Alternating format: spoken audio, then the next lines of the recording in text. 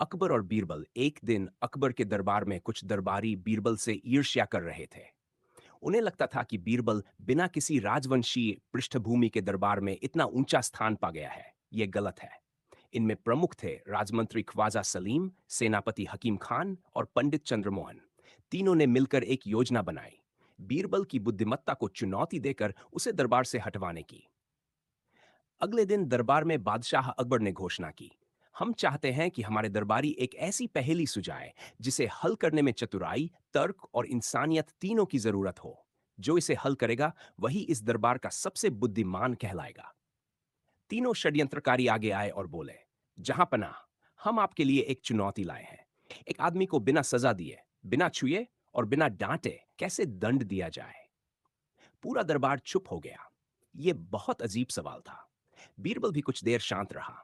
अकबर ने बीरबल से पूछा, बीरबल, क्या तुम इस प्रश्न का उत्तर दे सकते हो? बीरबल ने सिर झुकाकर कहा, हुजूर, मुझे एक दिन का समय दीजिए। बीरबल ने अगले दिन सुबह शहर के बाहर बने एक विश्राम धाम में तीनों दरबारियों को बुलाया। वह खुद वहां पहले से मौजूद था, मगर राजा को उसने साथ नहीं बुलाया।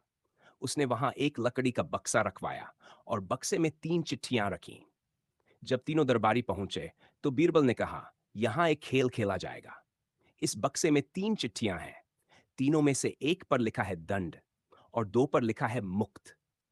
तीनों को बारी बारी से चिट्ठी उठानी है और जो दंड वाला निकालेगा उसे दरबार में अपनी मूर्खता स्वीकार करनी होगी। तीनों तैयार हो गए, क्योंकि उन्हें पूरा भरोसा था कि यह बस एक मजाक है। बीरबल ने तीनों को आंखें बंद करवा दी और खुद चुपचाप तीनों चिट्ठियों में दंड लिख दिया। फिर उन्हें बारी बारी चिट्ठियां उठाने दी।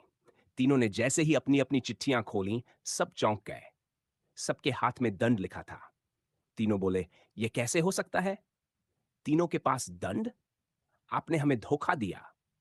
बीरबल मुस्कुराया और बोला, आप लोगों ने सवाल किया था, बिना सजा दिए, बिना छुए, बिना डांटे किसी को दंड कैसे दिया जाए? मैंने आपको बिना छुए, बिना डांटे ही आपके अहंकार